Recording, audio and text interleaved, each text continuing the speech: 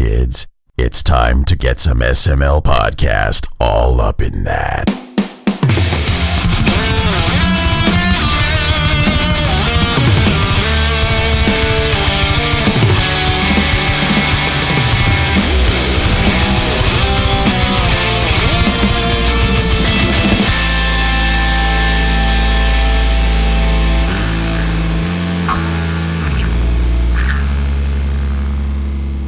What's up, everyone? This is the SML podcast. I'm your host, Joe. Joining as usual, Cole. How are you doing? I'm fine. I'm going to switch it up and you're use just a different say answer. Fine and hope that doesn't kill our stream. Yeah, because this is technically episode 5 1/4 now. 502 1/4.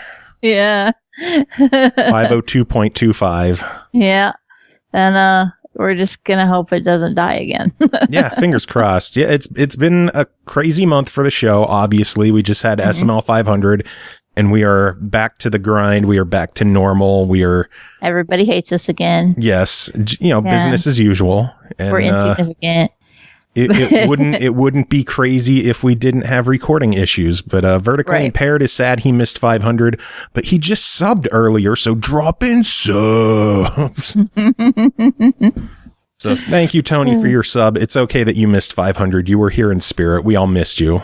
And there were like 50 other people here, which was insane. I still don't know how that happened. It was an insane show. It was. There was Mike and Adam being here. Chat was active. Codes were flying. Somebody said I sounded like a little boy. It was great.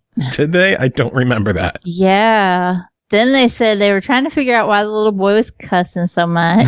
That's right. And then they said they figured out it was a lady, and they were trying to figure out why the lady was cussing so much. And the answer to that is because fuck you. That's why.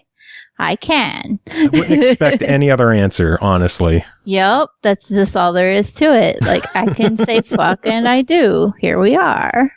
So we didn't really get to do this at all for the past month because we've been so busy. Oh God, No Time for Games just subbed as well. So drop in subs. Gotta get Norg on that. Yeah, I'm not nearly as good as Norg, but it keeps us busy. So. What have you played in the past month that wasn't for the show? Anything fun that you've been doing, or at least in the past week? What is this getting to play things that weren't for the show? Like, that never happens. So says all your time with Rocket League and The Division.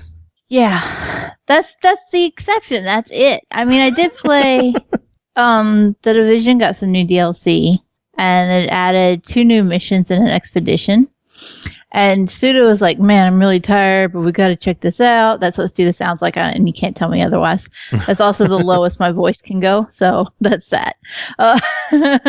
And so, I'm like, no, we can do this. We'll do it quick. How long could an expedition take? It took us to like 2 a.m., and I don't think he's forgiven me. It's a lot of fun, but took some time. Yeah. And then I haven't got to play it again since, so it's fine. It's a good thing we got all the collectibles the first run. There you go. So. Got that out of the way. So that's good at least. What have you been doing? I completed River Bond. I actually played a game to completion. It was a really fun game. I did it like a month ago when it first came out. It took me like maybe a week or so to do it, but I made it through all the stages. I found all the collectibles. I found all the characters, all the weapons. And it was a really, really fun game. I had a lot of fun with it. Number 3 has almost completed River Bond for me. Oh, nice. She loves it. Maybe even more than her sister. So it's funny because like she's just been playing it naturally, and like the achievement progress will pop up whenever my Xbox is idling, and it'll be like, oh, she's got this achievement at like 92% and that one at 98. She's almost there. She's just working her way through it and having a blast doing it. She'll get there. Yeah. Heaven Smile is asking if it's better than 3D Dot Heroes. I never got that far in 3D Dot Heroes. I liked the game, but it didn't really click that well with me. I think it's adorable, and it was fun. It didn't pull me in. So I would say River Bond is definitely better than 3D Dot Heroes, in my opinion. Damn. Yeah. Austin beat Riverbond in a week. Yeah, it's a fun game. It really is. Even Ashley was playing it. She's having fun with the game, and she doesn't play anything anymore. The kids have just like they go back and forth. If they can't hog both Xboxes to play Minecraft, then they'll converge on one and they'll play Riverbond together. And they like it better because they don't have to split the screen. They're both on the screen, but they still get to see the full screen. Because in their room, they only have a 32-inch. And mom's a bitch, won't let them take over her 55 very often. Makes sense. Yeah, and so they've learned the joys, like when they do get to split up and each take over a different Xbox. They've learned the joys of not split screening, and now they don't ever want to split screen. Yeah, just the advent of online. I can't go back to split screen. I want my own screen. Yeah, there's been times where David's like, "Oh, we could play this together," and I'm like, "Yeah, but you go in any other room." You get the tiny TV. This one's mine. Aubrey, my niece, was like, "Could we play Mario Kart together?" And I lied and said, "No, we can't because I don't want to play split screen." You monster. So I just let her play by herself. So I'm not a huge monster. I still let her play the game. I just don't play with her. Plus, I would just kick her ass. I would. Like, we play Ultimate Chicken Horse all the time when I'm watching her, and she can't do shit to touch me in that game. Oh, no. So if we played Mario Kart, I would wreck her world. And I'm an asshole uncle. I don't take it easy on her and like let her win. It's like you gotta accept your losses, and you gotta learn with losing to video games. There's benefit in that though. Like, to an extent. You don't want to smash her all the time. Yeah. But there's benefits to letting them lose every now and then. Mm-hmm. And, as I think that's one of the reasons that number 3 likes games like Super Meat Boy and the Spelunky.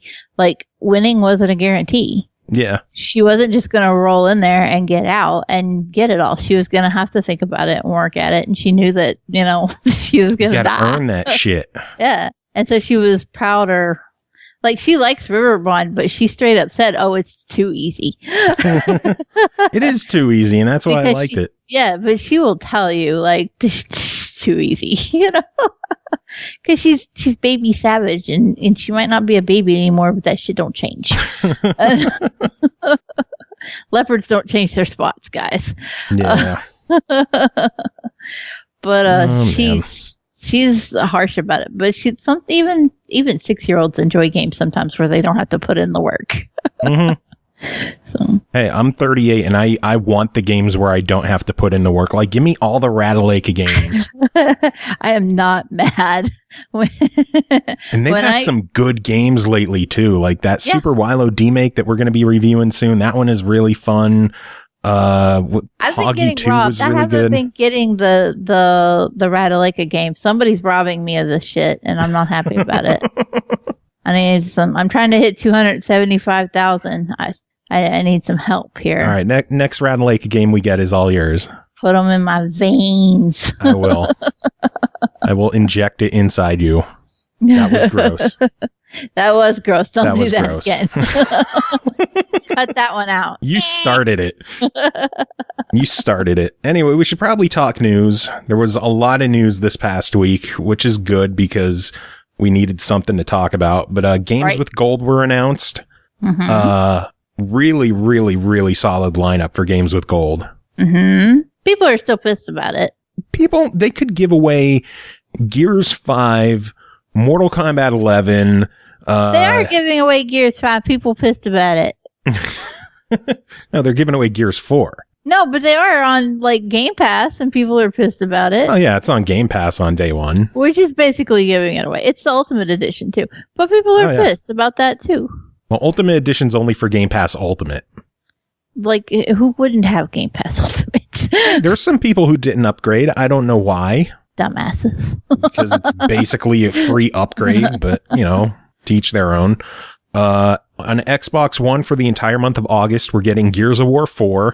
Mm-hmm. And then August 16th through September 15th is Forza Motorsport 6, which means it's probably getting delisted soon. That tends to be the way it goes with Forza Motorsport games. Yeah, they Forza give it away last minute. Yeah, they're just like, well, we're losing the license. You get Forza, everybody get Forza. So, Yeah. Oh, Great Quantum saying it wasn't a free upgrade. It was $1. I'm wrong. But you got an extra month for that $1 on top of what you already had. Yeah. So you got a month. You paid for the month. The upgrade was free. Yeah. You paid for that extra month. But Xbox 360, August 1st through the 15th is getting Torchlight. And then the 16th through the 31st, Castlevania Lords of Shadow. Does that mean that have all the Castlevania games been added in Games with Gold at this point? Was Harmony of, was it Harmony of Dissonance, the multiplayer one? I'm not sure. I'll tell you though, I've got a whole slew of Castlevania games on my hard drive that I know I ain't never played. I should though, because I did play Bloodstained and I liked it, so I should go back. I ain't got time for that, but you should play Symphony of the Night. I should play a lot of shit, Joe. You should. But yeah, overall, really, really good month for Games with Gold. Yeah, I'm not upset about it. You know the funny thing about Gears of War? You remember, they did the great big launch party event on, I can't remember if Mixer, might have still been Beam at the time. Oh, God.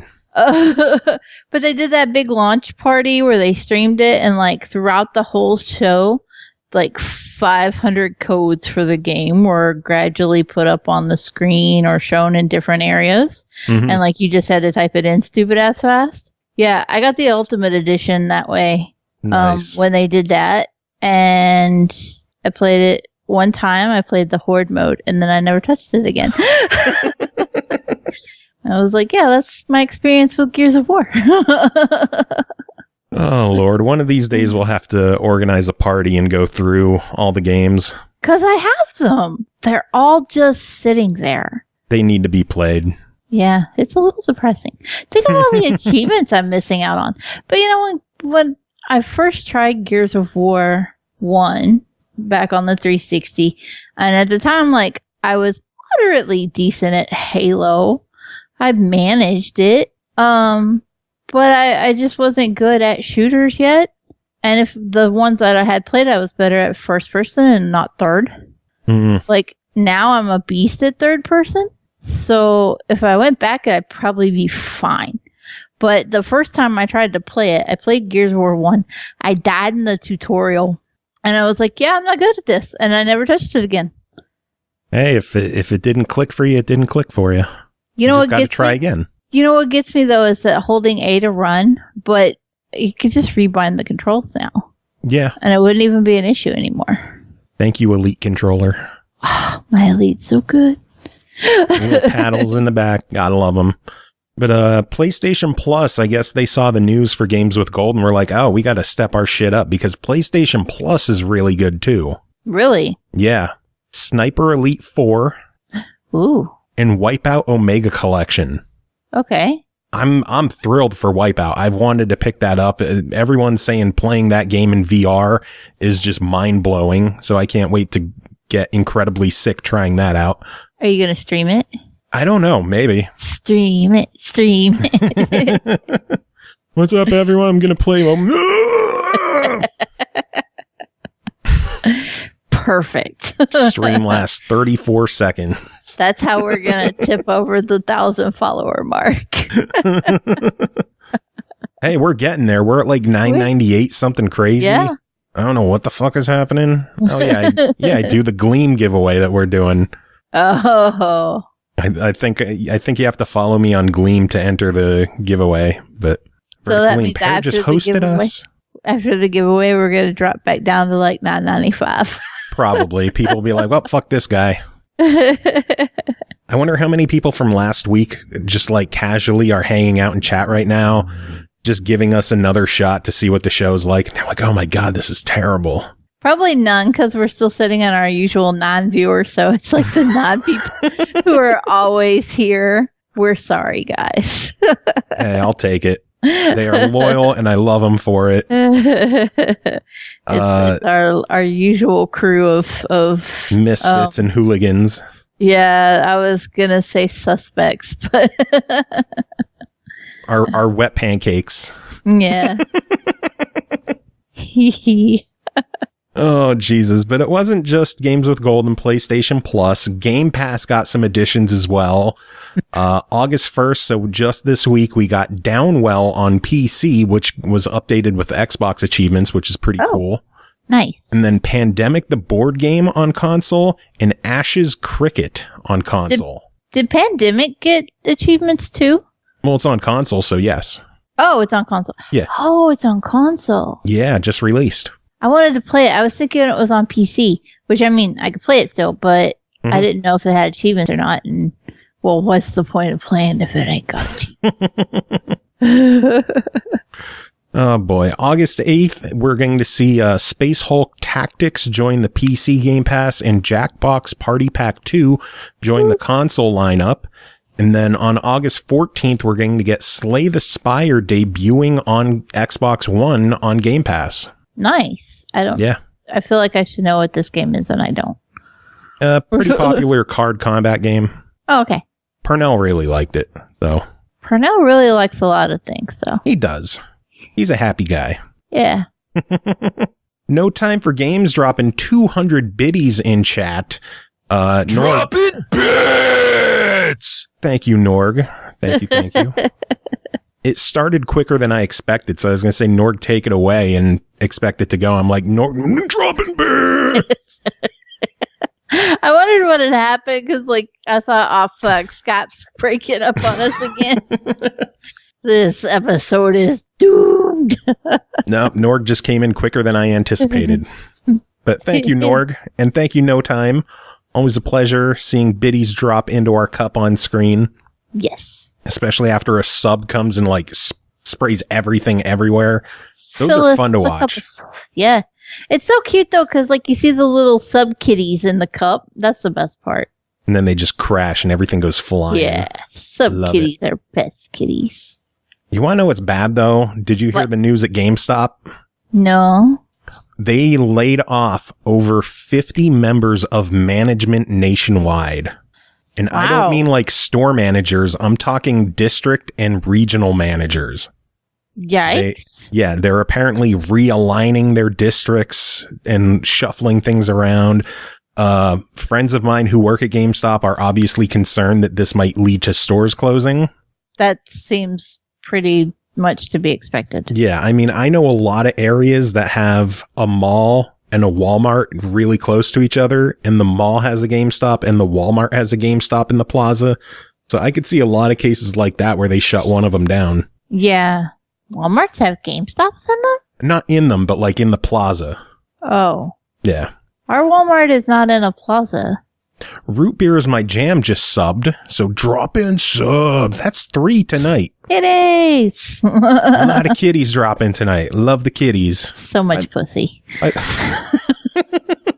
By the way, thank you for the kitty sub badges. They are adorable. Yeah, that's what I do. They are so cute. I was so worried because they're tiny, but they're fat. And I was like, I might not be able to tell they're even kitties at this point. Because sub badges, like, they lie to you. They go, oh, yeah, you got to make them in 3 sizes. And, like, the biggest size is 72 pixels, which is already fucking small. Yeah. But then the smallest one is 18 pixels. So you got to fit a picture into 18 pixels. Nothing looks good in 18 pixels, okay? Well, the cats look good. So it's so scary to make. And I used to, it made, when they made sub badges so that, like, affiliates could have them and people started asking me to do them for them. Like, it made me appreciate making emotes more, because I used to bitch about the smallest size of emotes being 28 pixels. Everything looks like garbage at this size. Yeah, no. 28 is like a giant canvas now. I don't know what do I put in all this space? It's quite a challenge. But they look good at least, so that's what matters. Yeah, they look lovely. And Coltrane is being incredibly annoying tonight. She's been meowing at me for the past 20 minutes, like, pet me, pay attention to me. So I'm like trying to keep her shut up and petting her. Some sales figures news. The PS4 has officially shipped 100 million units. Wow. Yeah. That is quite a lot of units. That is a lot of units. I still don't know why. I don't know why the PS4 is as popular as it is. It's a good system, but it has a lot of drawbacks, and the design and how badly it overheats is, I don't know. It blows my mind that it's this popular, but whatever. As long as people are happy. David's nephews are adamant PS4 fans. And every time they get to talking about it, I just sit there with my nose wrinkled up and like my eyes all squinty, and I'm like, but why? Because I really, fucking kids. I don't understand. Why do you want this? And the only thing I can understand is like weebiness. And and I mean, there's weeb shit on Xbox. There's some of the stuff that we've played on Xbox that I'm just like, yep, that's certified weeb.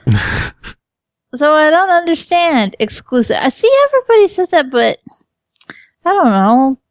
I'm sure God of War is fine. Now Horizon Zero Dawn I would actually play. Spider-Man I couldn't give a shit about. I don't know if anybody has become aware of this about me, but I'm not big into like superhero shit. No. So it's just like everybody's like, oh my god, Spider-Man, and I'm like, it's a euphemism. For dick slime. That's all that web stuff is the euphemism for dick slime. Oh, Jesus. Anyway. Tell me I'm wrong. No, you tell me I'm wrong. Did you hear about the Doom re-release? Exactly. Fucking. Yeah, Doom 2, and Doom 3 all got surprise re-releases last week on Xbox One, Switch, PS4, and Steam. The games are priced at $5 each for Doom and Doom 2, and then Doom 3 is $10, so $20 for 3 games. Not that bad. No, not bad at all. Apparently the ports aren't the greatest. They removed all of the online play from them, which is really fucking stupid. Was there actually online play on them? On the 360 version. Really? Because there was this dude, shiz streamed Doom, and there was a dude in chat, and like I think I even got fed up and banned him because he was being some. He was like, "How do I invite a friend?" And I'm like, "It's fucking Doom. There's no online. Get the fuck out of here." I mean, there was like deathmatch in the 360 version. There wasn't co-op. I didn't know. Sorry. But yeah, the new ones don't have any online at all. Also, the music is slowed down for some reason. Really? Mm-hmm. Weird. Yeah, I was watching a stream. I forget who was playing it, but someone posted a link of the song from the PC version, and it was noticeably quicker in the PC version. So the music, for some reason, is slowed down on these new releases. Apparently, it's something with like their MIDI versions of the songs that are being converted, and that's what's slowing them down. I don't know. Wow, that is so odd. Yeah. I don't know. Whatever. And the devs haven't said anything about it, or just nothing's been addressed. It's You'd think they'd at least give an excuse. Who knows? Maybe even if it was like, oh, we just goofed on the port and slowed it down a little bit. We're sorry. We'll fix it. Or maybe they're hoping that if they ignore it, it goes away. That is totally a viable option. Check out Telltale. Oh, man. Last bit of news I have is that Obsidian announced that they're going to be bringing the Outer Worlds to the Switch of all platforms. Really? Yeah. I didn't expect a game that big to make it to the Switch, but that's pretty cool that they're working on it. I wonder how well it'll play, because let's be honest. The Switch is not technically inclined. True. So, like, I've heard some rumblings that the Outer Wilds needed polish as it was. Outer Worlds. I do that every time. I fuck them up every time. I know they're different, and I know that, like, looking at them, the differences, and I still fuck it up. But I've heard that there's some rumblings that, like, it needs some polish and is a little chunky as it is. And if it's already, like, running kind of chunky on Xboxes, is it gonna run really chunky on a Switch? I don't know. Or we'll find will out. they, be able to buff all that out? Like, or will there be a risk of maybe not exactly having parity, and it will have some obvious downgrades. My question here is, who is responsible for bringing it to the Switch? Part of me wonders if this was a Microsoft decision. I mean, I wouldn't be surprised. Microsoft has no problem spreading their games around. Yeah. Microsoft is having fun releasing their shit everywhere. Rip some Minecraft all up in your face, and it doesn't matter where you're at. And that's worked very well for them. I can't imagine why they wouldn't just be like that with everything at this point. Yeah. You know, exclusivity is bad for gamers. You want to play this shit on a Switch? Take your happy ass to your Switch. Just as long as you're giving us your money, we don't care. Pretty much. Yeah. But yeah, I wonder if this was in the works before the acquisition, or because the acquisition had to start months and months and months before it was ever announced. Absolutely. So like the discussions there, you have to wonder if this version of the Outer Worlds was already being planned then, or if Microsoft came in, bought them, and were like, hey, are you guys working on a Switch port? Why not look into a Switch port of the game? Right. Or at the very least, they were like, don't stop working on a Switch port. Yeah. Especially after they were the ones responsible for getting Cuphead on the Switch. Yeah. So, I mean, it wouldn't surprise me that Xbox is just playing we don't care where you play our shit as long as you're playing our shit. Yeah. Root Beer's My Jam saying Switch will probably catch up with Xbox hardware sales by the end of the year. The Switch is apparently already over 37 million systems sold. Yeah. 37. I think it's going to blow the PS4 out of the water. I saw where the Switch Lite, the turquoise blue, is the most popular pre-order color. I'm not shocked at all. That turquoise blue is sexy as hell. Number 3 wants the yellow, oddly enough, but number 2 wants a blue one. Oh no! Burger Thing says that they're having stream keeps freezing. I don't know. I don't have any dropped frames on my end, so it might just be Twitch being shitty. Yeah. So everything's okay over here. Yeah. Things are smooth on my end for once, thankfully. But yeah, that's the news I have. Anything you want to talk about for the week? No, I already brought up the Switch thing. I segued it in there like a fucking ninja. You're a pro. Oh, speaking of ninja. That's the thing people are mad at. Oh, yeah. So how about that? Mixer signed popular Twitch streamer Ninja to an exclusivity deal. So Ninja is taking his talents over to Mixer. Literally like 2 minutes after they announced it, he was already unverified on Twitch. It's funny. That's petty, but it's funny. Yeah, that's petty as shit, but I love it. So I am tickled by this 10 minutes. Also, you can get a free sub to Ninja on Mixer currently. Interesting. I was a little disappointed. I was hoping that like they send you a sub code and then I could just sub to whoever the fuck I wanted. But apparently that's not the case. No, you have to sub to him. I'm not inclined to sub to Ninja because he said some really shitty stuff about not streaming with female streamers. And so then like one of the best things I saw was actually from an Xbox employee who was like, hopefully we paid him enough that he can stream with women now. It was so good. Oh man. I missed that controversy, so it's stupid too, because I mean what he said is bullshit.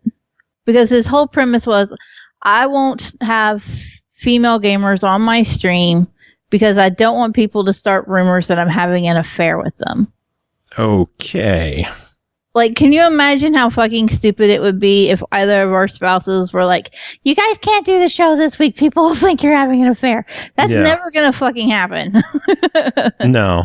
And especially because of how the distance, like, there's no weekend hookups when you're in Kentucky and I'm in Pennsylvania. Never mind that we just tell each other to shut the fuck up all the time. Yeah, pretty much. That's our entire friendship. Our friendship is cursing at each other and talking about video games. And I'm like, that's not a thing that happens. You the whole problem with that from a female perspective, if you don't mind my tangent, is that when a guy says something like that, especially somebody who's in a position that Ninja is in to be influential over younger gamers. Yeah, Root Beer is my jam says he's Mike Pence level of whipped. And it's true because it's like, but the problem is and it's the same thing with Mike Pence doing it. Not to get into politics, but it's the same concept. It objectifies women and implies that women are only there to be potential relationship interests, romantic interests. And that if you're bringing another woman into your circle of friends, the only option to go is romance. And that's bullshit. Everybody knows that my husband and I have been together for 18 years. Literally everybody I'm friends with is a dude save 2 people. I love y'all, but I ain't fucking none of y'all.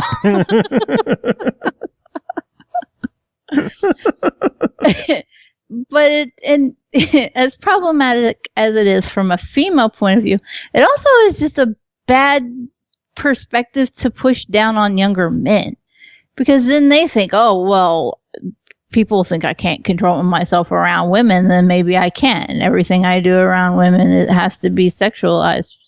You know, that's how you get that mentality of like, well, I killed her because she wouldn't go on a date with me even after she smiled at me and told me I was a nice guy. Oh God. You know, nice guys. Like that's where that mentality starts. And that's not a good thing for somebody in a position with as many followers and as influential as he is. That's not a good ideology to put out there. No. So that's my problem. That was the drama. That was most people's problem with it. Of course, there were the dumbasses who had things to say. They always do. Yeah. Dumbasses are everywhere. But, you know, it's just a case of we're more than just romantic interests, and we deserve to inhabit the same spaces in the gaming sphere without being deduced down to we have boobs. Yes, that is correct. Next. Next topic. Next topic. You ready for reviews? Are we? See, look how sexy that was. Yeah, that's hot. That's so fucking hot. Yeah. Yes. Yes. Baby. Are we already? Are we already up to reviews? Yes. Fuck. Let's do this. Where's my notes? First game to talk about tonight is called Church in the Darkness, developed by Paranoid Productions, published by Fellow Traveler, released August 2nd on Xbox One, Switch, PC, and PS4 for $19.99. The year is 1977. Your nephew has joined a religious cult and moved with them to the South American jungle to found Freedom Town. It's up to you to sneak into the commune, find out what's really going on, and decide if you need to get your nephew out. Cole, tell us about Church in the Darkness. I have been waiting for this game and following these devs on Twitter for years. Years.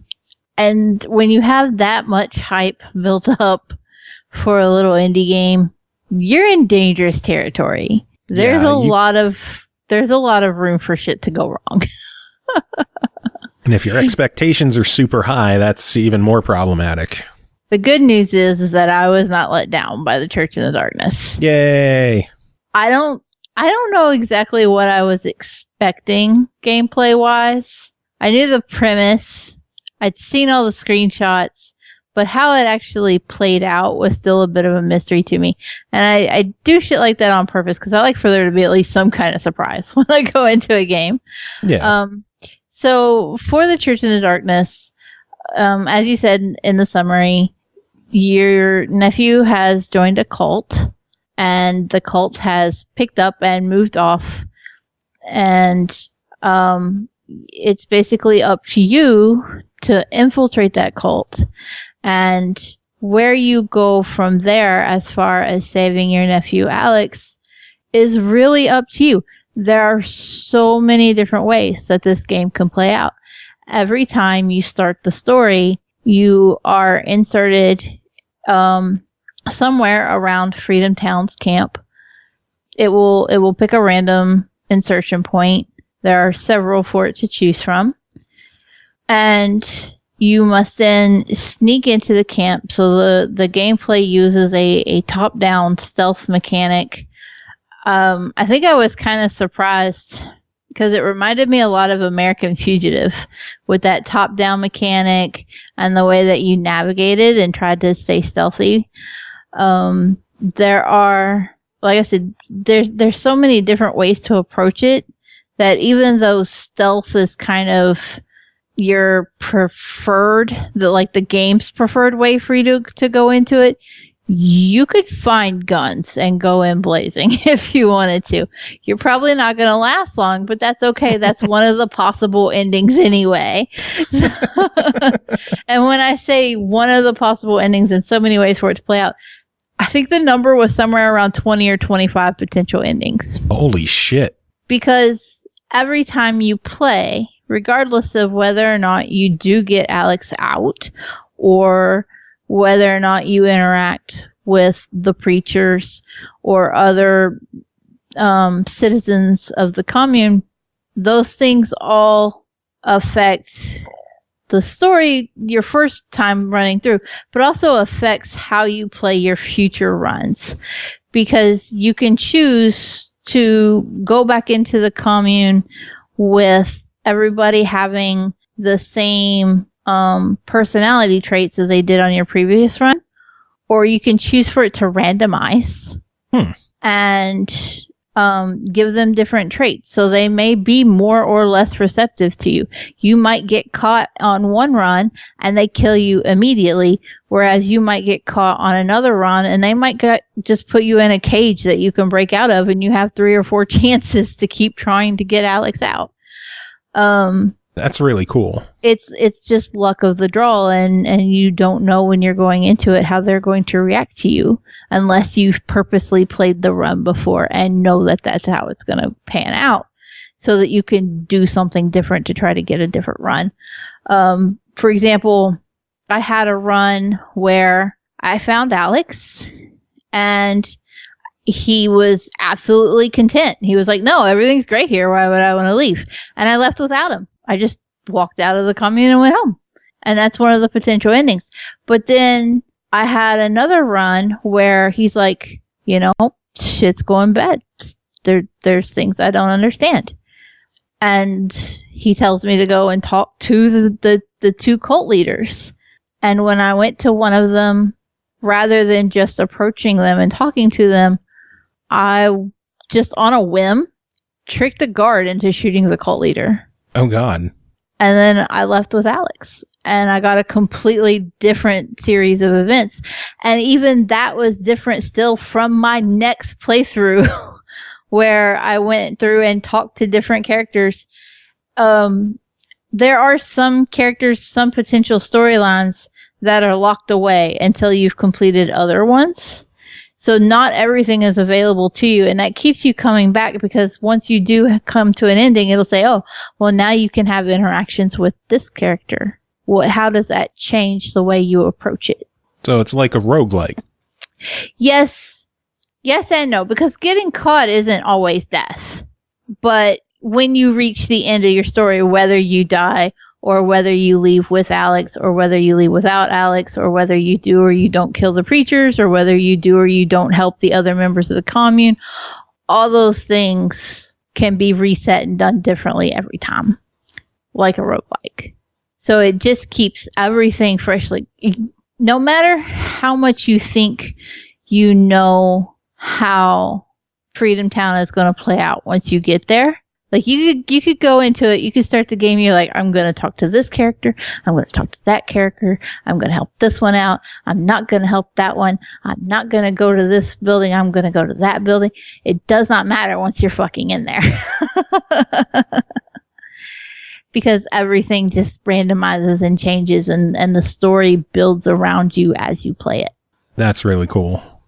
So that's all the good stuff. I was going to say, it's all good so far. Do you have any negatives? I did have one major problem, and that was in some instances, I would get caught a few times, and the guards would be on alert more. And whenever the guards were more alert, or there were more guards around, like if I was trying to get to one of the preachers, for example, or get to Alex, then he was heavily guarded, the game would start to like stutter and have micro freezes. Not anything game breaking that you couldn't play it, but it would be noticeable, especially since your character already moves kind of slow to start with. And then you have that framiness kind of juddering you along, and you're just like, yeah, we're kind of moving at a snail's pace here. But it wasn't to the point where I was like, I can't play this. But it does need a little bit more optimization and some smoothing out. Yeah. That was literally the only thing I could complain about with this game. Yeah, sounds like you really enjoyed it. I had a blast. I thought it was so creative, just all the different situations that you could find yourself in. You have such a bare bones plot, and you think, well, it's a cult. How many different ways could it fucking go? And then the game's like, this many? And then you're like, well, shit, this is my life now. Because you want to know, did I infiltrate it? Some of the best aspects of it is how it tells you how your actions and behaviors affected the commune. Like when you get to the end, it'll say, oh, well, X number of people died, and so the community believed that blamed the U.S. governments for sending spies to them, or and it's just like, but it was just me. I was just one person dicking around. I'm sorry I cut too many of your alarm boxes, and it was really creative to watch just the way the story changes. Like, oh, you cut alarm boxes? Well, now they think the spies are after them, Yeah. And it's just such a creative way to milk the story along and just turn it from you're a person in a jungle to shit just got crazy really quickly. I want to tell one of the stories, but I'm afraid it's spoilery. I mean, everything about the game is spoilery if you're not familiar with with all the potential that it could go. But I would say save the story, hold it for next week. You could tell it, that'll give people a chance to play. Okay, that's a good idea because it's a good story. It needs to be told. Yeah, you could talk about that next week on the show. But for now, $20 on Church in the Darkness. What do you think? Do I even need to ask? I don't think you do. This is a fucking buy it. And this is literally where my whole weekend is going. I've got to uncover all these different stories. I didn't get enough. Next game to talk about is called Meow Motors, developed and published by ArtVostok, released August 2nd on Xbox One for $14.99. You will take to the track and play as one of a dozen colorful cats memorable for their different characteristics and unique personalities. Overcome various difficulties of the tracks drifting through mines and bombs. Stop and slow down your competitors by blasting them with bubblegum and other astonishing weapons. Cole, tell us about Meow Motors. Joe, do you like cats? I fucking love this game. I'm just going to say it. We've been sitting on this one for almost a month now that we've been previewing it before we're able to review it. And I'm so happy that we're finally able to talk about this game. Is this your pick of the week? Yeah. Cause I've played a bunch of the games this week for once, and I am in love with Meow Motors. I've been loving this game. Okay, so Meow Motors is basically cats, cars, and occasionally a shark, since it is Shark Week, right? So there's occasionally sharks. Yes. And a lot of racing. There's, I think, 18 tracks. There's a bunch. I know that. Yeah, there's about 18 tracks. And they range from all kinds of different themes. From medieval raceways to like little medieval towns to there was a pirate ship in one. There was like a jungle theme, snowy one. There's a Halloween one. If you can think of it, there's a track for it. Yeah. It's really impressive. The downside is that you will race the different race variants on each track, but they don't really change up the track. Like, you don't ever go backward on the track or anything. That would be kind of neat. Like, you go one like way. a mirror mode or something. Or, yeah. if you could just switch it up a little, but you always have the same starting point, same end point. The shortcuts are always in the same places. Again, that's probably just too much to ask for. Given everything else, it's a little forgivable. At least there are enough variety of maps that it's not the end all be all. Like if there were 6 maps, I'd be a little more disappointed in the lack of something else. But there's plenty enough. There are a variety of different cars, although there's not anything that changes up with the cars. They're just cosmetic. But there are different cats that you can play as too. And they actually do have, different abilities thrown into them. So like one will give you a little extra energy for jumping. And for the, lost my train of thought. What's it called? For the energy for the drifts and stuff. Extra boost. Words. Yes.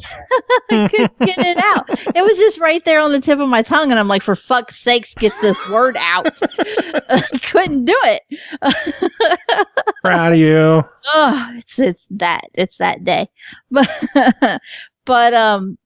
it's impressive just how many different options there are and ways to change it up. There are different power-ups in the levels. The power-ups are kind of, they exist. I don't think they make too much of a difference in regular like racing mode, because usually if you've gotten out ahead enough then you're so far ahead it doesn't matter. Yeah. And most of the power-ups don't affect anybody if they're not in front of you. So they're just kind of a thing at that point. You do have the ability to like spill some oil behind you to like slow people down. So that helps. You're not completely out in the cold when you're out front. However, your oil meter and your boost meter are the same. Yeah. So they share. And so if you use a little bit of oil, then you don't have as much boost. So use it wisely. Don't sit there and just like slick all the oil out for no good reason. Unless you're using the character that like makes it so you don't waste your oil. So you get more oil to dump with the bar, and so you can kind of like space out and be a little strategic for a kart racer, honestly. But if you're in a position where there's just too many people too close to your butt and you're playing as the one character where you get a little more oil, it's worth it. You're just finding more ways to say oil, aren't you? Yeah, oil. I keep forgetting I say it funny until people point it out to me. I think everybody says "oil" because that's what I hear in my head. You're just finding ways to say it like, more. Everybody's like, "It's oil, dumbass," and I'm like, "Says you?" Oh shit. But yeah, anyway, racing variations include, you've got your normal races, obviously, where you just want to be first. And then there's drift trials, and then there's like the demolition, almost kind of like a demolition derby. That's where the power-ups are at their best, though. Yeah. Is where you're just trying to like take out as many people as you can. It's not an elimination style race, though. So you don't take them out and then they're gone and you just win by being the last man standing. You get more stars for the more people that you knock out, and they respawn and you get to knock them out again and again. Yeah, and they circle around, so if you get too far ahead of people, they'll be in front of you. They rubber band back really easily, which is for the better. Like, because you can really easily get ahead of everybody else, especially if you're playing on the easier difficulties. Which, if you're going for the achievements, why wouldn't you? True. But the interesting thing is that even on the higher difficulties, I didn't think it was. I played it on more than one of them just to try it out, so I knew what I'd be talking about. But I didn't think like they didn't have an unfair advantage over you, which is rare for kart racers, because usually a kart racer, once you put it on the highest difficulty, you're just like, fuck this. Yeah. Everything goes from normal to unfair real quick. Especially in Mario Kart. Yeah. And I didn't have that problem with Meow Motors. It felt perfectly balanced. Like I was still able to get out in front of everybody, and I might not have left them quite as badly in the dust, but they weren't like completely rubber banding in front of me for no good reason either. Which is good. Yes. I do wish the game had more modes. It's pretty much all the championships are just the same 3 modes repeated, which they're fun. I do wish there were a couple more, though. I'm not sure what else they could have put in there because they kind of take care of the race, the drift, and the destroy everyone. I guess time trials, but I fucking hate time trials, so I'm glad those aren't there. Yeah, I was really glad there wasn't any kind of time trial. I just don't enjoy them. Yeah. So I guess the shortness of modes isn't that bad when you consider one of them could have been time trials. That was my other thing too. Like, I don't know how to complain about this because I'm not actually complaining, but yeah, it could have had time trials. So I'm really glad it doesn't. But it would have been nice if there had been a little more shakeup. And again, maybe that's where some mirror races or something could have come in too, but at the same time, it's like, well, don't add more shit if you're going to add time trials. Yeah. We're good. We're good where it's at. Well, overall, $15 on this one. What do you think of it? I give it a buy it. I think of the kart racers that I've reviewed in the last little while, and there's been a few, but of them all, this one has definitely been one of the strongest ones. Yeah, it controls really well. It looks really well. It plays really well. It's just a really, really solid game, and there's cats in it. Yeah. So why wouldn't you want to buy this game? I think the handling is the most important thing. Like, they nailed the handling in this game. There was never a race where I'm like, oh, the bullshit handling, I couldn't make the turn, or the game felt right. So massive props for getting the controls right in a kart racer. I hate drifting, and I was still able to do it. And I was just like, yeah. I'll never get some of the drift achievements, like get a chain of 10 or whatever it is, but I think the highest I got was like 6 or 7. Yeah. They want a 10. Go to hell. Yeah. Next game to talk about is called Solo Islands of the Heart, developed by Team Gotham, published by Merge Games. It released July 30th on PS4, 31st on Xbox One, August 1st on the Switch for $19.99. Solo is an introspective puzzler set on a gorgeous and surreal archipelago. Reflect on your loving relationship by exploring contemplative, dreamlike islands. Cole, tell us about Solo. Solo is, I'm going to go ahead and get this out of the way. This game is not for everybody. No. It is very narrative heavy, but the narrative relies on you being introspective and telling your own story. It is a puzzle game, and you will be faced with some minor obstacles, but the bulk of the game is that it's a story about love and connection and sometimes even loss. And that can make it kind of a hard sale, especially at the price point.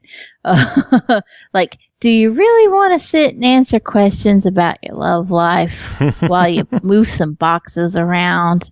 Here's a game for you.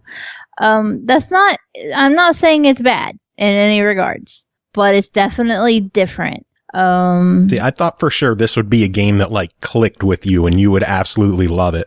I did love it. But again, I realized not everybody's going to. Yeah.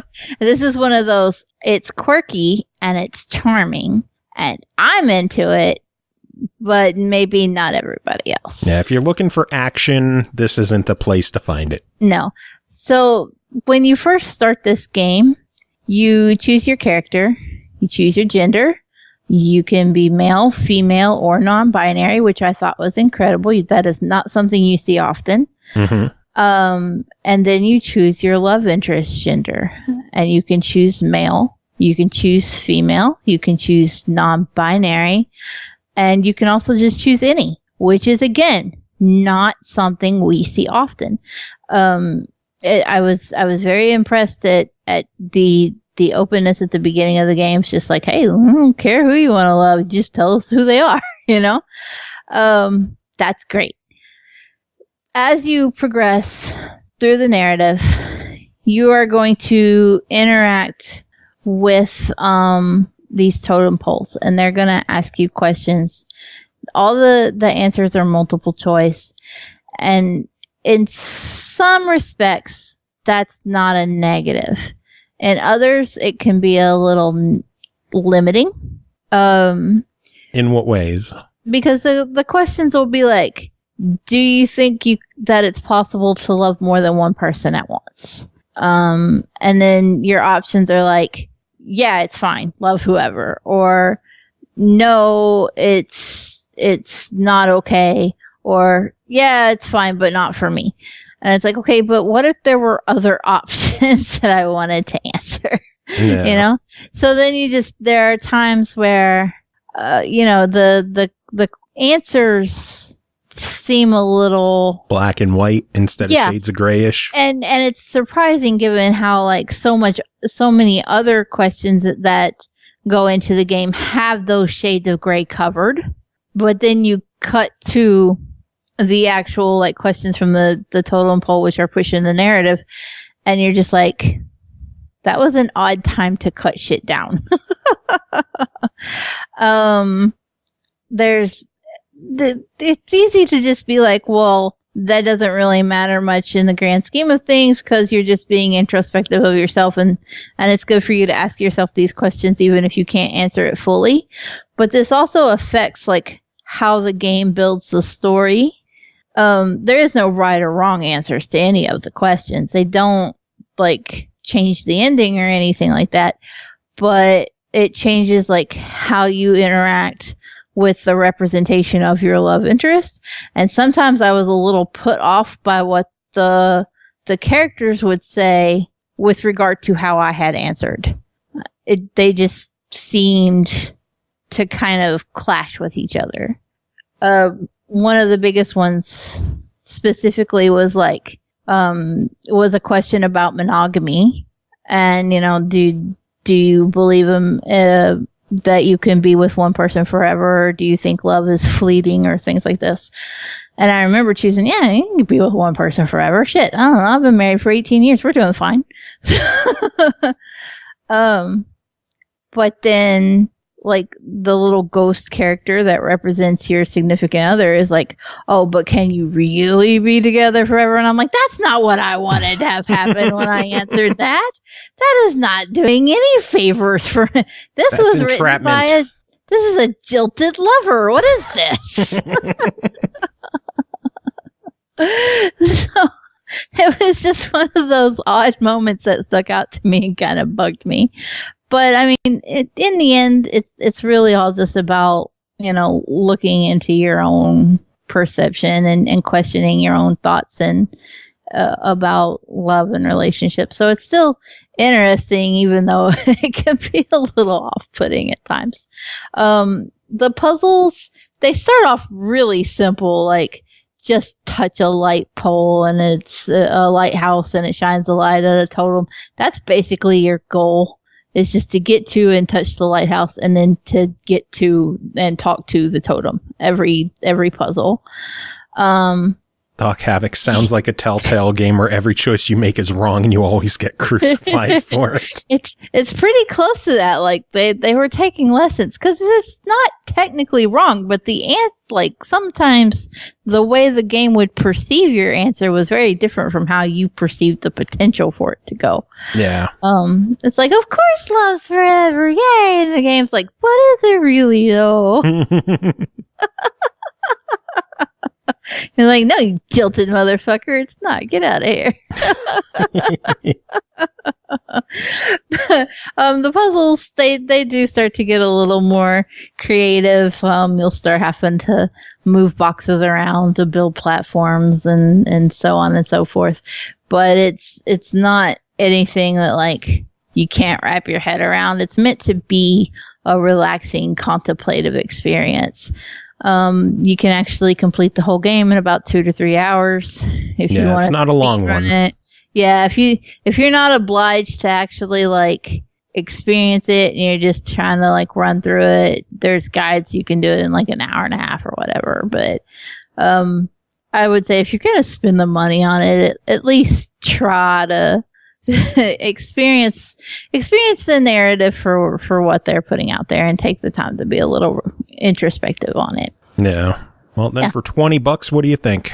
I give it a solid try it. Like I said, this isn't something that's going to be for everybody. I don't imagine like the hardcore Call of Duty crowd are not breaking their necks to play an introspective romance game. And that's fine. But for what it is, it's really well done. Plays well. I did have some quirky camera angle issues that it's a 3D platformer. What do you expect? Yeah. Quirky cameras and 3D platformers, they go together like love and marriage. Somebody's getting fucked. It's the camera guy. Nice. Adorable. On that note, next game to talk about is called Bear With Me, The Lost Robots, developed by Exordium Games, published by Modus Games, released July 31st on Xbox One, Switch, PC, and PS4 for $4.99. The complete collection with all 4 episodes is available for $14.99. Featuring an evocative soundtrack, expansive narrative, and a uniquely drawn 2D animated art style accented by an impressive film style noir, Bear With Me will take players through an emotional roller coaster of a journey that will determine the fates of our protagonists. This is the prequel to the previous 3 games that we covered on the show. And Cole, you're taking a look at this one. How is it? I am. This was deceptive because it has that film noir look, but you're playing as a little girl named Amber in the game, and then for the sake of the prequel, you're actually playing as her brother Flint. And their sidekick is a detective teddy bear who's literally named Ted E. Bear. But it's not all lollipop guild around here. Like, Teddy Bear literally alludes to the fact that he retired from being a detective because he was tired of pulling bloated, dead, stuffed plushies out of the river. He's got an affliction for carrot juice ale. Beautiful. And he curses like fucking me. So this isn't for the kids? This is not for the kids. I will say it's a great point and click game, great puzzles. Literally everything that you run into can be interacted with in some way or another. There's all kinds of great little quips and funny references. I loved picking at there's a gecko named OCD, and you literally just click on his board and tell him that he's got a typo to distract him. And he'll just say, I have to do it all over again. And then it gets distracted. And it's funny. The humor reminded me a lot of Thimbleweed Park. If you played that one, that was another point and click detective mystery type of game. Minus the black and white and red noir look. But with a lot of the same humor and like basic gameplay mechanics. But it was really funny to play, really surprisingly dark at times. So you just got to be prepared for that dark humor to creep its way in. I thought I heard beep. I'm sorry. No, I thought you had more to that. Did it cut down again? No, I thought you had more to that. I died. So is this a prequel that has you interested in playing the full series now? Yes, absolutely. I'm curious, like, I have some ideas about what happens because I was doing my research, but like I want to know how the prequel ties into the other bits of the rest of the story. I'm trying also not to give any spoilers like I accidentally ran into in my research. But but there's some aspects of it that I'm just like, where the fuck is that gonna fit in at? And I actually did see some other people complaining like the game in general just sometimes throws shit out there and then never follows through on it. So then I'm like, I need to play to know if that's actually a thing.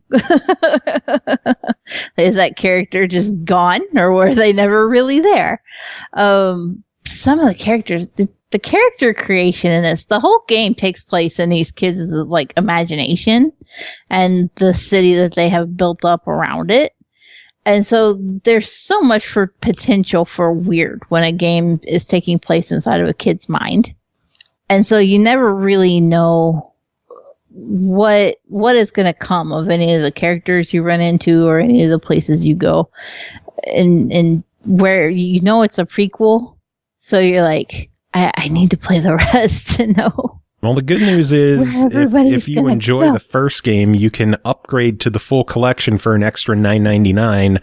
But the Lost Robots being $5, what do you think of it? Absolutely buy it. This was definitely a lot of fun, but again, it's one of those, you've got to have a penchant for the point and clicks in the first place. But if you enjoyed Thimbleweed Park, if you enjoy anything like Irony Curtain, and what was the other one that we played not too long ago? Play so many of these point and clicks now. Holy fuck. There was another one that had a similar sense of like dark goofball comedy that was a point and click. But if that's your kind of thing, then you don't want to miss out on this. It seems deceptive because you think, okay, it's about kids and a teddy bear. But the first time the teddy bear drops a goddamn, you're just like, nope, I was wrong. We're good. Nice. That motherfucker's got a smoker's voice. Like he's like Vin Diesel was chain smoking for 10 years. Oh, Jesus. It's incredible. All right. So you enjoyed it for $5. Fuck, seriously, that's the voice. Yes. And I did enjoy it for $5. Are you going to buy the rest of it? Yes. Nice. All right, next game to talk about is called The Expression Mulatto, developed by Sukara Sparrow, published by Manga Gamer, released June 21st on Steam for $24.99. This is the story, pure and sometimes frustrating, of two girls intertwined through their fumbling efforts to communicate. Learn a new language by playing the game. Dark Mika covered this one because it involves lesbians, because why not? And this is what she has to say. The expression... What? Joe, are you typecasting the reviewers? She requested it specifically because there were lesbians. Shame on you. That's not typecasting at all. Continue. That was her decision. The Expression Mulatto is a visual novel that seems to be an adventure novel, but really isn't. All the choices seem to lead to the same conclusions, just in slightly different ways, so there might as well be no choices. The story focuses on Rin and her relationship with Ruka and Ray, because why not have them all with our names just to fuck with you? Rin heads out one day to go get some food, and after biting into it, she trips over herself but catches herself from the fall. When she looks up, everything feels off. It takes her some time to realize that the sky is pink and all the signs aren't in Japanese anymore. They're in some other language she can't understand. No one can understand her, and she can't understand anyone else. While sitting in an alley trying not to cry, Ruka shows up and reaches out to her, not that either of them understand each other. This is where their journey to understand each other starts, as well as Rin's journey to understand this new world and her place in it. The language used in the world is called Huliamo. In real life, they just took the language Esperanto because most people don't know it or even that it exists. The game goes about teaching you, the player, the language, going so as far as to give you study sheets and quizzes. In-game, Rin is doing it, but since you have to choose the answers, you are too. It's a cool mechanic that I feel like engaged me more in the game. However, it also meant I needed more breaks from the game because, quite frankly, it's hard to shove that much information into your head all at the same time.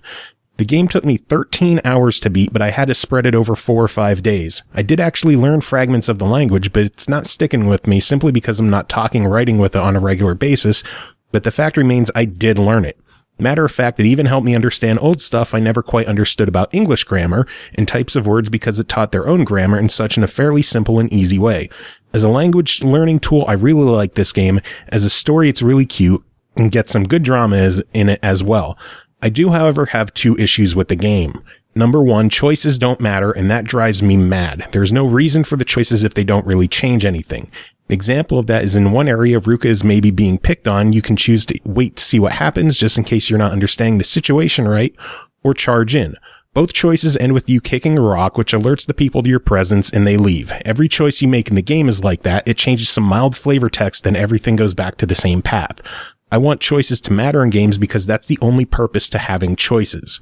Number 2, The ending. You get a lot of drama suddenly at the very end, and then it skips and the drama is resolved. There's no build up to fix the drama, no solution that you see. You're just told it was solved, though to its credit, it's obvious how it was solved.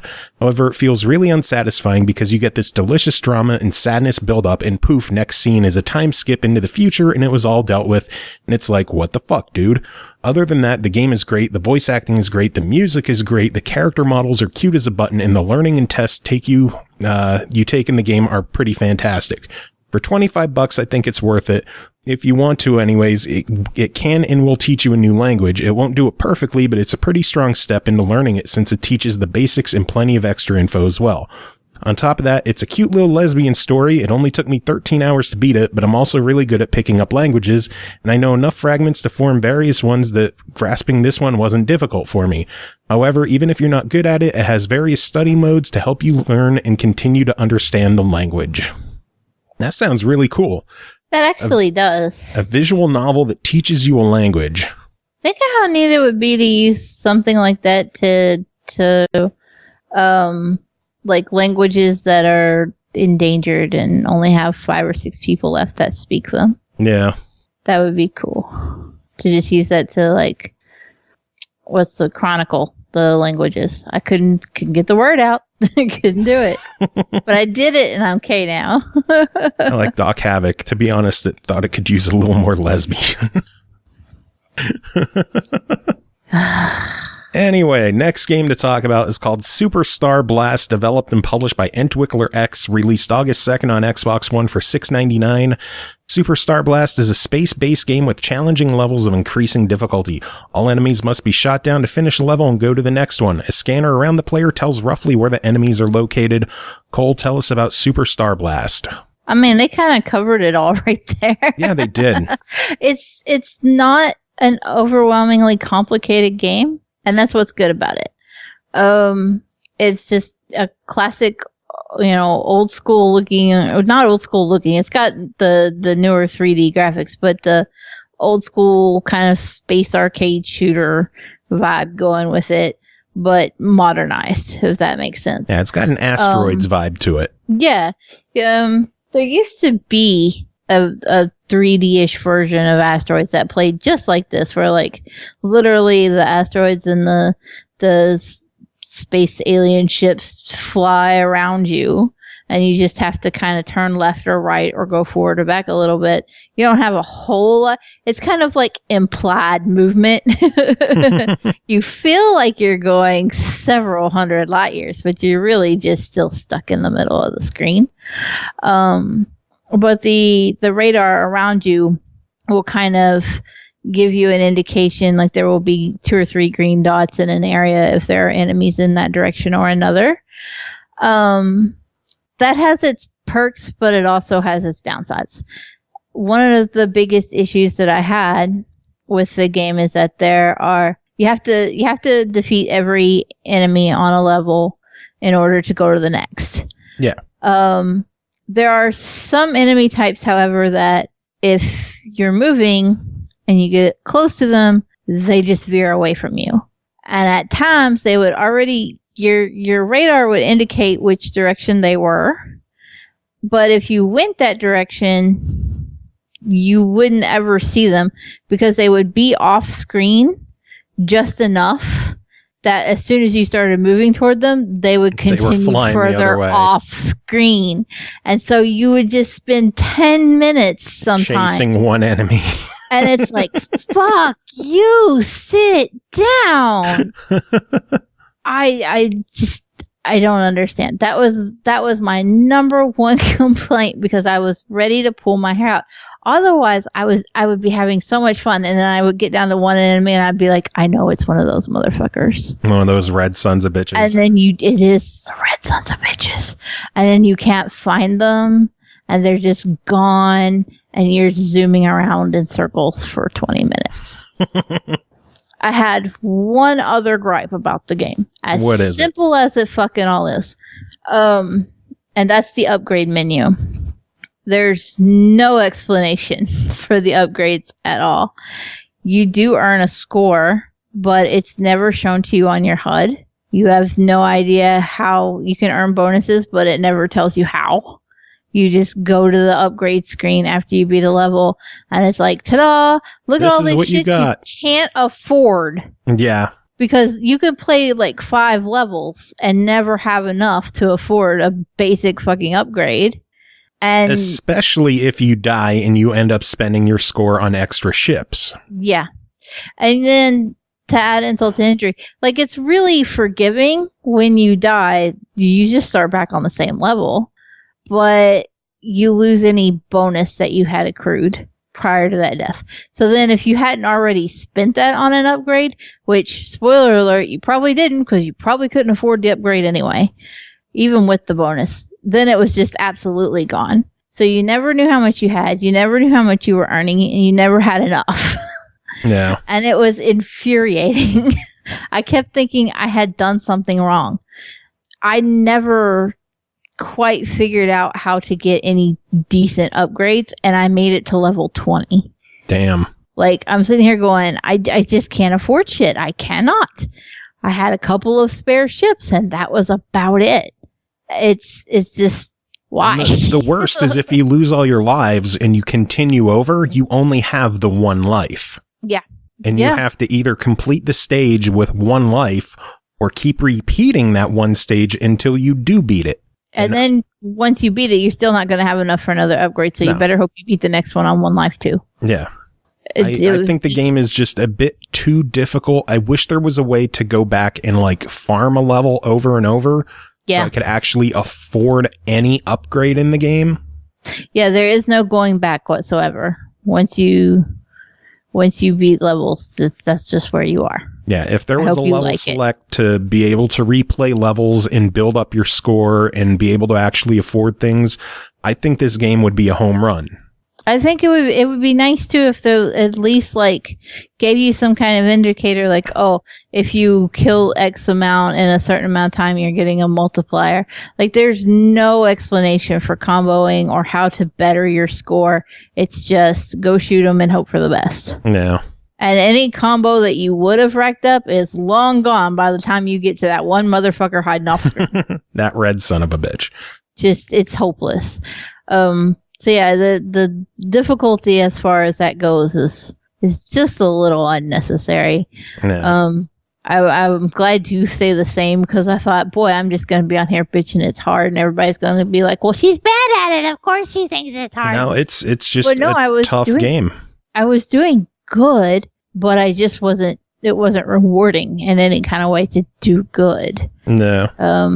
Because even though you were progressing, you weren't benefiting from the progression. So beyond that, overall, I had a lot $7. of fun. Yeah, at $7, I still give it a try. I had fun with it when I wasn't wanting to bash my head into the wall. It was just hard. Yeah, I agree. I think $7 isn't a bad price for the game. I think all of the issues that we have, except for the red sons of bitches that keep flying away from you, can be solved by adding a level select and being able to replay levels. Yep. I think that would fix pretty much any kind of major gripes that we have. It would make the game a lot more accessible, a lot easier to get through, a lot easier to actually afford any kind of upgrade. I don't understand how you're supposed to be able to afford stuff in this game, especially if you keep dying and you have to keep buying more ships.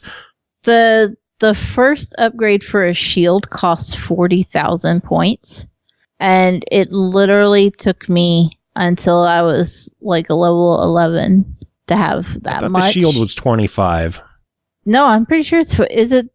I think the shield was 25. That's 40,000. Yeah, the shooting upgrade was 40. Yeah. And I never got there. I never actually got to it because I didn't realize until it was too late about spending on the ships. Yeah, I've restarted my progress so many times trying to just get better scores, and it just I want to replay stages. Just let me do that. Mm-hmm.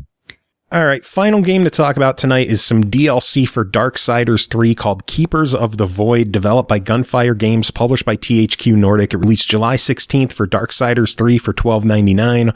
On a quest from Volgrim, Fury must travel into Serpent Holes to remove an ancient threat that resides there. Serpent Holes are riddled with new puzzles and enemies eager to test Fury's abilities. If Fury prevails, she will unlock an all-new weapon from the Hollows, as well as the biggest prize of them all, the Abyssal Armor. Cole, tell us about Keepers of the Void. Oh boy. So as you said, the story focuses on the demon Volgrim, who runs the Serpent Holes. That basically you use them for fast travel in Darksiders, if you're not familiar with that. He sends Fury to go clear them out of these elemental demons. So you have these void dungeons.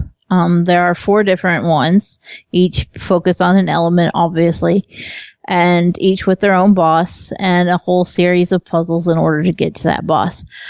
The DLC focuses far more on that puzzle element than the base game does. The base game has like those quirky puzzle moments that aren't necessarily Darksiders' strong suit, if I'm perfectly honest. They're a little on the frustrating side. If I'm playing Darksiders, I just want to spine whip people into oblivion and maybe burn some shit down. Yeah.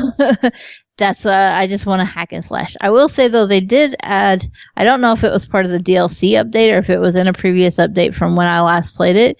They did add some quality of life improvements as far as like how the hack and slash goes, and you can choose the original Darksiders 3 combat mechanics, which I fucking hated, or you can switch over to the classic hack and slash, and that was a good choice. I'm not sure what update brought that on, but thank fucking goodness.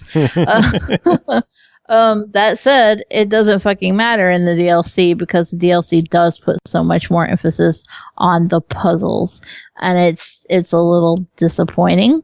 They become repetitive very quick. There's only a couple of possibilities as far as, I'm trying not to spoil anything either. There's only a couple of possibilities for like how the puzzles can play out. Yeah. And so once you get like the basic mechanic, every dungeon feels like you're doing the same set of puzzles to get through a boss that is just a reskinned version of the last boss. No. Because they're all just elemental based bosses, and they're not, they don't have that same kind of character and charisma that the 7 deadly sins have from the base game. So it's just like, it feels kind of like busy work just to get to the final boss of the DLC. And just like how the puzzles are repetitive, the bosses, they're just reskinned. They might have 1 or 2 minor differences in how they attack, but it's just go in, get your ass beat, kick a little bit of ass back, carry on to the next one. It gets repetitive really quickly, unfortunately. That's a bummer.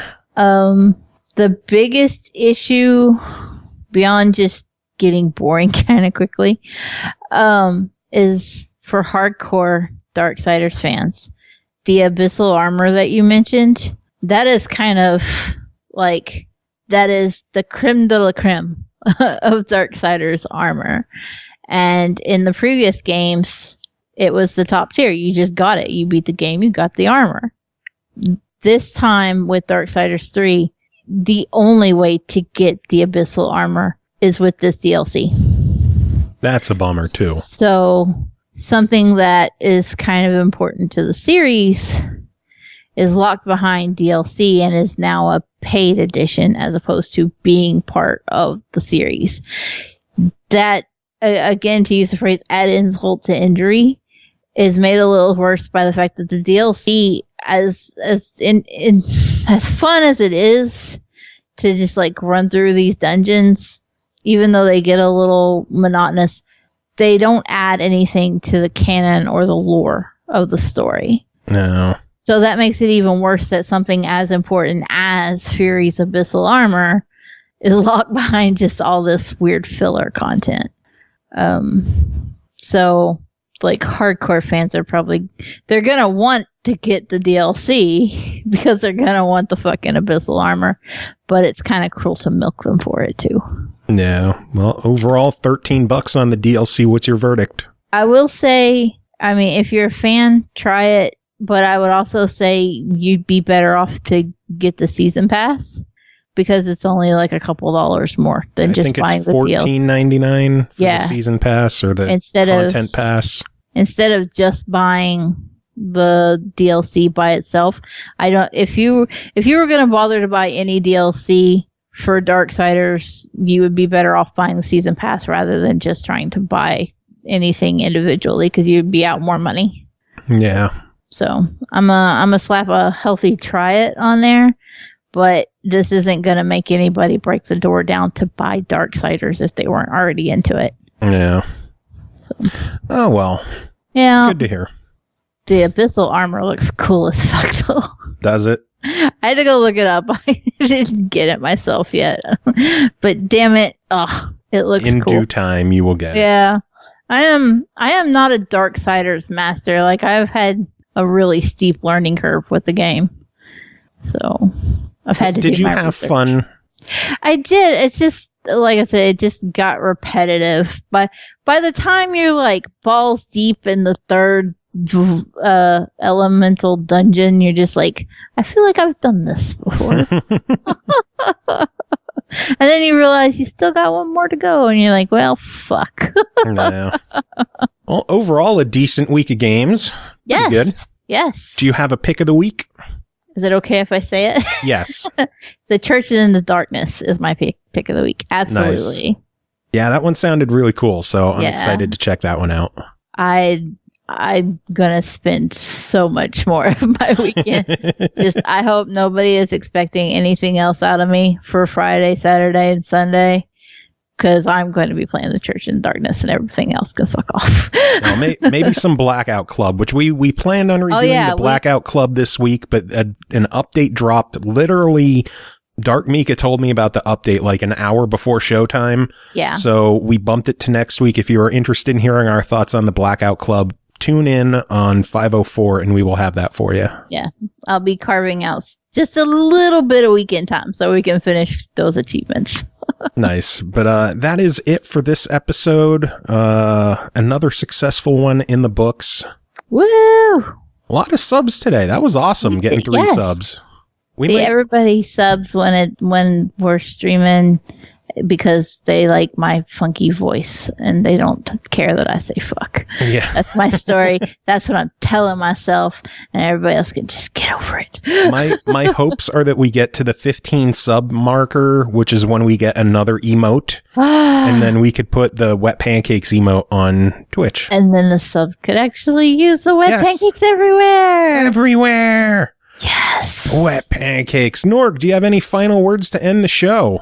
Wet pancakes!